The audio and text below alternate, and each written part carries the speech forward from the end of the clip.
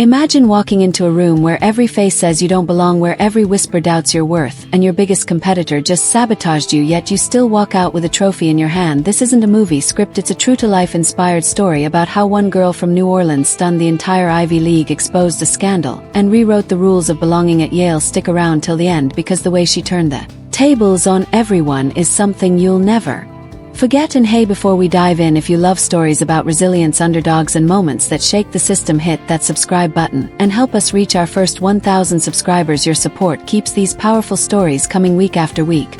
Who let you in here? The question sliced through the room like a blade, dripping with both sarcasm and contempt. The voice belonged to Gregory Hawthorne III, the golden boy of Yale's national debate. Invitational, tall, poised, and dressed in a tailored navy blazer, he was every bit the Ivy League poster child. His smirk widened as he looked over the girls standing awkwardly at the back of the lecture hall. Now imagine this: a nationwide competition had brought the country's brightest young debaters to Yale University. Among polished private school students from the Upper East Side, the suburbs of San Francisco, and the prep schools of Boston stood Maya Bellamy, 17 years old, from the 7th Ward of New Orleans. Her sneakers were scuffed, her blazer second-hand, and her accent a slow honey-dipped southern drawl that many in the room had already decided to mock. She clutched her faded notebook to her chest as whispers darted like arrows across the room. Is she even on the list? Did admissions make a mistake? I thought this was an invitational, not open mic night. Maya heard every word, but she kept her gaze steady on the front stage, where the event coordinator, Professor Elena Grant, stood organizing the speaker schedule. Professor Grant, renowned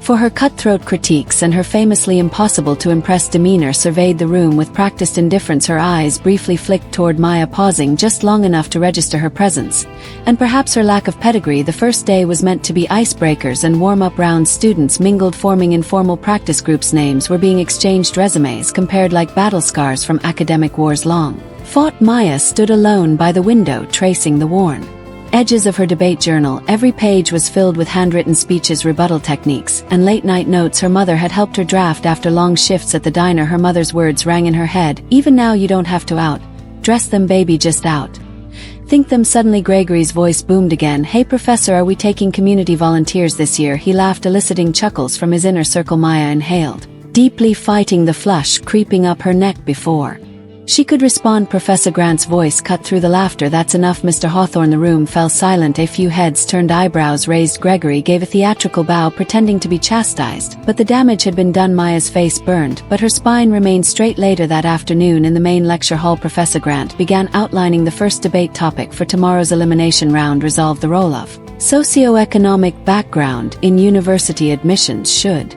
be minimized. The irony wasn't lost on Maya. Her heart pounded as she scribbled notes furiously. Every word, every argument that came to mind felt personal, because she wasn't just debating a topic, she was debating her right to even stand in that room. After the session, students gathered in study groups, but no one invited Maya. She found an empty corner in the library, opened her battered laptop, and began to research Supreme Court rulings, socioeconomic statistics, historic Yale admission biases. She absorbed it all. Her phone buzzed, a text from her mom. Mom, you got this, Maya. Make him listen. Maya smiled faintly, closed the message, and went back to work. Somewhere deep inside, a quiet resolve hardened. The morning of the first elimination round arrived, cold and gray. The Yale debate hall, with its tall Gothic arches and rows of polished mahogany benches, felt more like a courtroom than a classroom. Maya stood at the side entrance, peeking in as the audience filed to their seats, students, professors, and even a few journalists covering the invitational. The air buzzed with nervous energy and thinly veiled competition. Her name was listed dead last on the speaker roster, a position she knew all too well, left for afterthoughts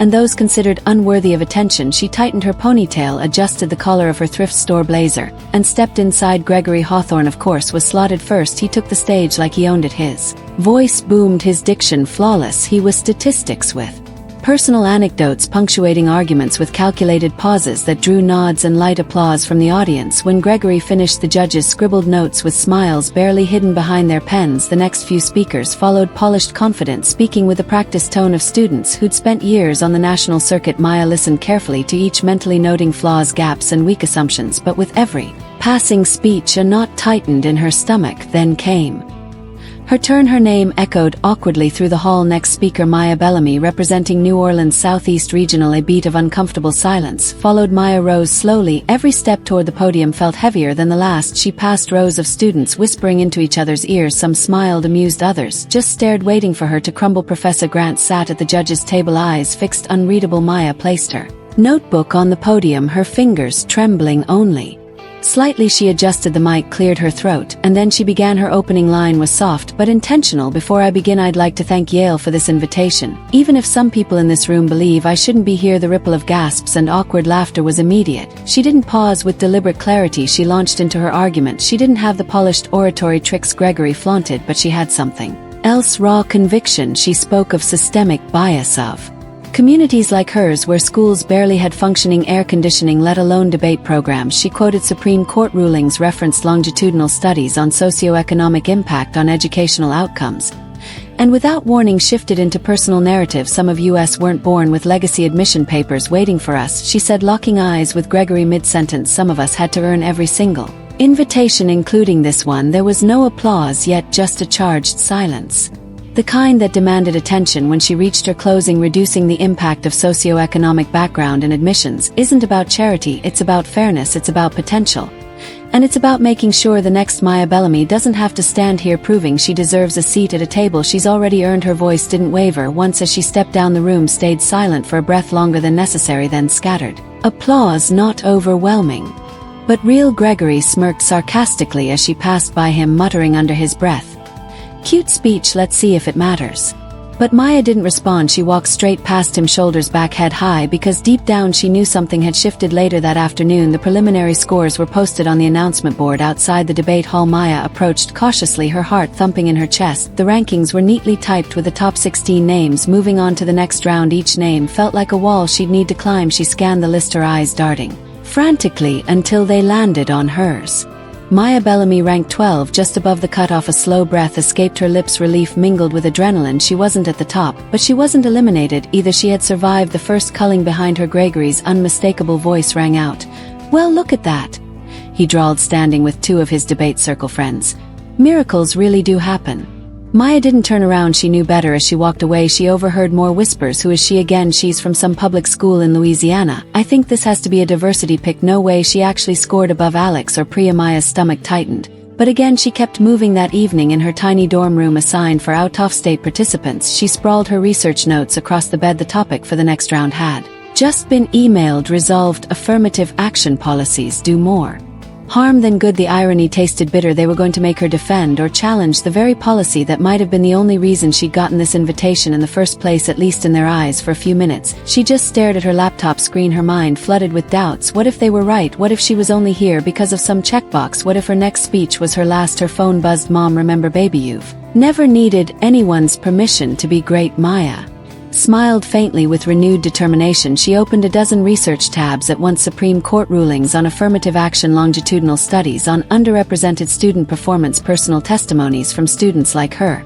And then she went a step further. She started outlining arguments for both sides. If they wanted to trap her, she'd make sure she knew every possible way out. The next day, the debate hall felt even colder. Gregory was again scheduled before her. He took the floor with a smug grin, delivering a performance that blended cherry-picked statistics with carefully veiled sarcasm. "We should admit students based on merit," he declared at one point, turning briefly toward Mia's section in the audience, "not on sympathy or social engineering." The audience chuckled politely. The judges smiled, jotting notes. By the time Maya's name was called, the air was thick with expectation and skepticism. She rose, walked steadily to the podium, and began. Her voice was calm but unwavering. "This conversation isn't about lowering standards," she said, locking eyes with the audience. "It's about recognizing that the playing field hasn't been level for a long time." She didn't stop there. She cited historical data on legacy admissions, the percentage of Yale's student body that came from families in the top 1% income bracket, the invisible advantages baked into the system long before students ever filled out an application. And then she paused. "If you believe that only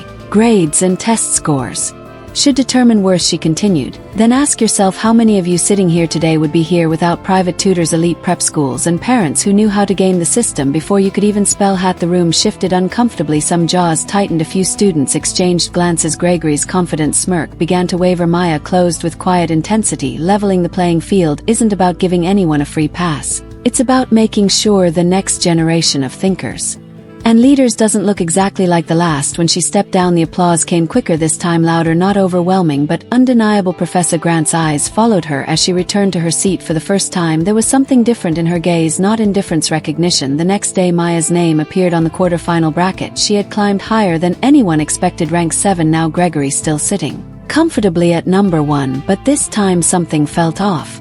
On her way to the dining hall, Maya noticed 2 students from Gregory's debate circle huddled near the bulletin board laughing quietly. While glancing at her as she walked past, one muttered under his breath, just loud enough for her to hear, "Let's see how she handles tomorrow's topic." Her stomach twisted that evening as she prepped for the quarterfinals. An email popped up in her inbox. Subject: Revised topic assignment urgent from debate committee admin Yale.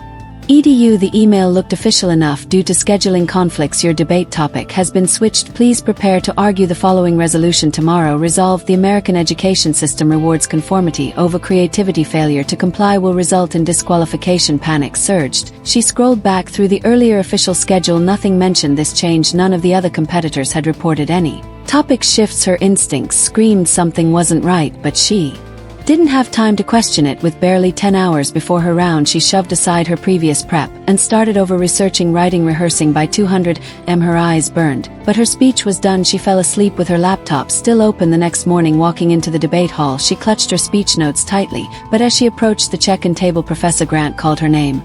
"Miss Bellamy, where have you been?" The professor's tone was sharp, almost annoyed. Maya blinked, confused. "I've been preparing for the topic change," the email said. Grant's brows knitted. "What email?" Maya opened her phone, showing the message. Professor Grant's lips thinned as she scanned the sender's address. "This isn't from us," she said coldly. "This is fake." Maya's heart sank, her hands trembled.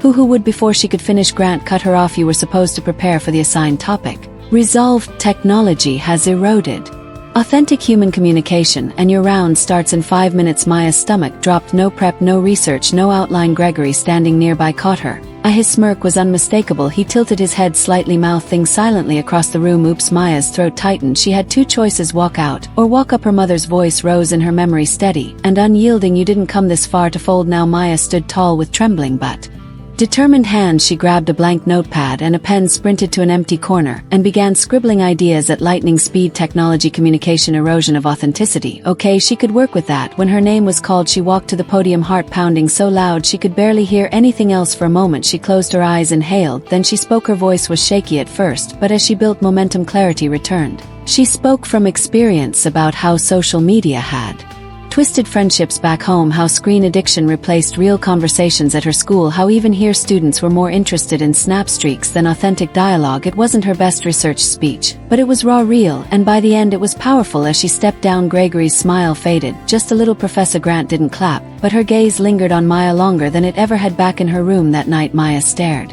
at her phone. No new emails, no new threats, but she knew this wasn't over. There were games being played, and she'd just proven she could play too. The next morning, Maya sat on the stone steps outside the debate hall, sipping lukewarm coffee from a vending machine cup. The autumn air was crisp, but her mind was burning with questions. Who had sent that fake email? And why had no one officially addressed it? Her phone buzzed with a notification. Quarterfinal results posted. She walked briskly to the bulletin board, heart pounding. Maya Bellamy, rank 5, advancing to semifinals. A small gasp escaped her lips. Even after the sabotage she had made it, a few heads turned at her reaction. Gregory stood nearby with his friend's jaw tightening ever so slightly when he saw her name on the list. That afternoon, while reviewing her notes in the library, a shadow fell across her desk. Maya looked up. Professor Grant. Without sitting, Grant lowered her voice. "Miss Bellamy, I'd like to speak with you privately." Maya's heart skipped. They walked together to Grant's small office down the hall. The walls were lined with debate trophies and framed photos from past Yale champions. Grant motioned for her to sit. "I reviewed the email you received," she began. "It was spoofed." The sender masked their address to make it look like an official Yale account. Maya felt her throat tighten. "Do you know who sent it?" Grant's gaze narrowed. "Not yet, but I've made the administration aware.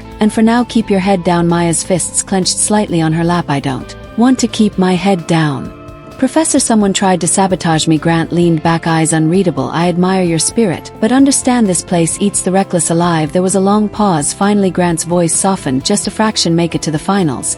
Then we'll talk with that." The meeting ended that night. Maya stayed up late in the dorm lounge, headphones on, blocking out the world. The semi-final topic had just been released. Resolved: social movements driven by digital activism are less effective than traditional grassroots organizing. Perfect. This was her territory. Her fingers flew across the keyboard, pulling data from case studies on Black Lives Matter, the Arab Spring, even Hurricane Katrina relief efforts back home. Her personal connection to the subject burned through every note she typed. But even as she prepared, she couldn't shake the feeling that something else was coming. The day of the semi-finals arrived. Maya's opponent, Priya Shah, ranked second from a prestigious private academy in New Jersey with a Debate resume longer than most people's college applications. As they faced each other on stage, Priya offered a polite smile, but there was no warmth behind it. The debate began. Priya opened strong, calculated points, strategic takedowns, polished transitions. But when Maya took the mic, she turned the room. She spoke of lived experience of watching online petitions translate into real-world policy changes in her own neighborhood, of how digital activism had become the only megaphone for marginalized voices. Her voice wavered only once when she mentioned the loss of her uncle during post-Katrina recovery efforts, and how online fundraisers had been the only reason her family could rebuild. The room fell silent at that moment. By the end, even Priya seemed shaken. When the judges returned with their decision, the announcement rang out: the winner advancing to the final round, Maya Bellamy. The applause was scattered, hesitant, but it didn't matter. She'd done it from a forgotten name at the bottom of the list to a finalist at Yale. But as Maya walked off stage, Professor Grant approached quietly, her face unreadable. "Be ready," she said lowly. "The next round won't just test your skill."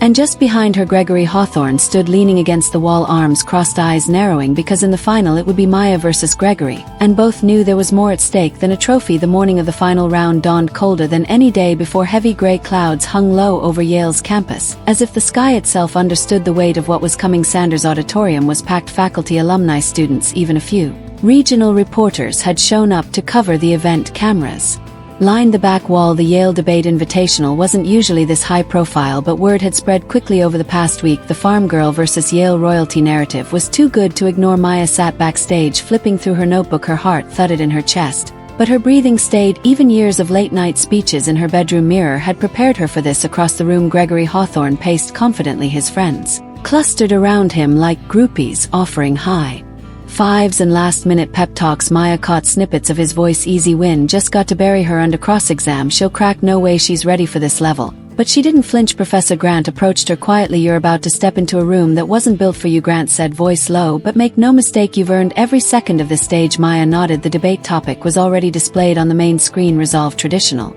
institutions remain the best guardians of academic integrity. The irony was thick. Maya almost smiled. The auditorium fell silent as the moderator took the stage. "Welcome to the final round of the Yale National Invitational. Representing Yale's Honor Division, Gregory Hawthorne III. Representing the Southeast Regional Public Forum, Maya Bellamy." Applause erupted, but Mia couldn't help noticing Gregory's side of the room was louder. The moderator explained the rules. Each speaker would deliver an opening statement, followed by cross-examinations, rebuttals, and closing arguments. Gregory went first, and he came out swinging. He painted a picture of Yale and other elite institutions as guardians of knowledge, traditions, and fairness.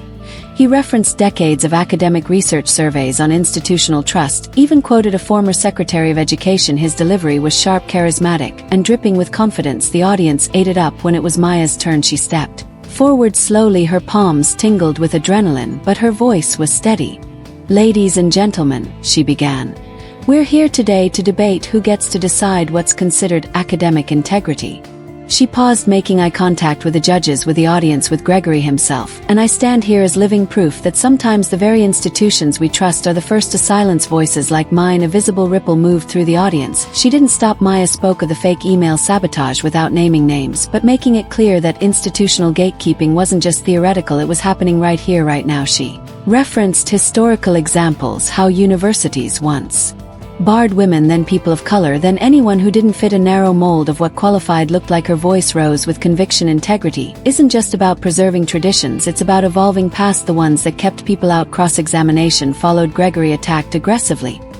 He questioned her statistics, pushed her on definitions, interrupted her points, but Maya stayed calm. For every jab she countered with clarity. "You're shifting the argument, Mr. Hawthorne," she said at one point, voice cool. "Let's return to the resolution." The crowd stirred. Even some faculty members leaned forward, intrigued. In the rebuttal phase, Maya dismantled Gregory's core argument. "If traditional institutions were flawless guardians of integrity, I wouldn't have had to fight my way through sabotage just to stand here today." Her words hung in the air. For the first time all tournament, Gregory's confident facade cracked. His smile faded. His rebuttal came across rushed, defensive. When the debate concluded, the auditorium sat in charged silence. Then applause. This time it wasn't scattered, it was real, full, loud. Maya stepped back from the podium, breath shaking. Gregory stared at the floor, jaw tight, refusing to look at her. Professor Grant, standing near the judges' table, gave Maya the faintest nod, but the final decision hadn't been announced yet. Both debaters were escorted backstage to await the results. As Maya sat in the hallway staring at her worn sneakers, one thought repeated in her mind: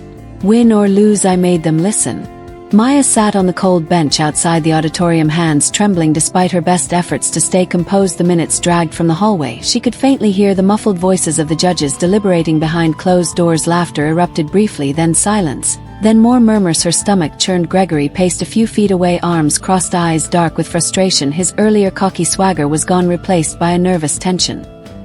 He couldn't hide. Maya glanced at him, but he didn't meet her gaze. Finally the door opened. Professor Grant stepped out, her face carefully neutral. "The results will be announced in 5 minutes," she said, motioning both students back inside. Maya's heart pounded in her chest as she re-entered Sanders' auditorium. The crowd was buzzing now. Phones were out. Students whispered predictions to each other. Gregory's friends sat front row, wearing identical Yale blue sweaters. Maya's section almost empty except for a few out-of-state competitors she'd befriended and a single camera crew from a local news outlet. The moderator took the stage, holding a sealed envelope. Maya held her breath. After much deliberation, the moderator began. "The judges have reached a decision." He opened the envelope slowly with dramatic pause. "The winner of the 2025 Yale National Invitational is a beat Maya Bellamy." The room froze for one heart-topping second. Maya wondered if she'd heard it wrong. Then applause erupted, not just polite obligatory clapping but real genuine applause from parts of the room she hadn't expected. Some students stood, others simply stared in disbelief. Gregory's face turned pale. He didn't wait for the official congratulations. Without a word, he grabbed his bag and stormed out through the side exit. Maya stood still, too shocked to move. Professor Grant approached, holding out her hand. Maya shook it, her fingers trembling. "Well done," Grant said, voice low but sincere. "You didn't just win a debate, you proved you belong here." As cameras flashed and people surged forward to shake her hand, Maya's phone buzzed. A text from her mom. "Mom told you, baby, you never needed their permission to shine." Maya blinked back, sudden tears. She took a deep breath, lifted her chin and smiled for the first time in days, wide, unguarded, and full of something that had been missing, pride. Later that evening, Maya sat alone on the steps outside the hall, the crisp night air wrapping around her like a familiar friend. A shadow approached. "Professor Grant, I thought you'd like to know," Grant said quietly, sitting beside her. "The administration found out who sent that fake email." Maya's breath caught. "Who?" Grant's lips curled into something between satisfaction and regret. "Gregory Hawthorne. The evidence was undeniable." Maya's stomach flipped. "Is he?" She began. "Facing disciplinary review," Grant finished. "Nothing public, yet Yale protects its own, but off the record his chances at future national competitions gone." Maya exhaled slowly. "I didn't want it to end like this," she whispered. Grant nodded. "I know, but you handled it with more grace than most adults." "I know." They sat there in silence for a moment longer, staring at the distant lights of the campus. The battle was over, but Maya knew her real journey was only just beginning, because for the first time Yale would remember her name. And for the first time the girl from New Orleans wasn't just fighting to be heard, she was here to stay. Weeks later, back in New Orleans, Maya sat on her front porch sipping sweet tea. As the sun set over the neighborhood, her mom stepped outside holding an envelope with Yale's letterhead. Maya opened it carefully. Inside, an official invitation to join Yale's summer pre-O program, full scholarship, with a personal note from Professor Grant herself. "Can't wait to see how far you'll go." It read. Maya smiled, her heart full, from being doubted to being welcomed, from fighting for a voice to standing as proof that voices like hers could change rooms, challenge systems, and crack the ceilings others pretended didn't exist. And dear friend, if this story moved you even just a little, if you believe that talent, resilience, and heart can come from anywhere, please give this video a thumbs up, drop a comment below, tell us where you're watching from, and don't forget to hit that subscribe button to help this channel reach 1,000 subscribers, because with your support we'll keep bringing you more true, inspired stories like this, stories that prove sometimes it's not where you start, it's how loud you. Thanks for watching, and see you in the video.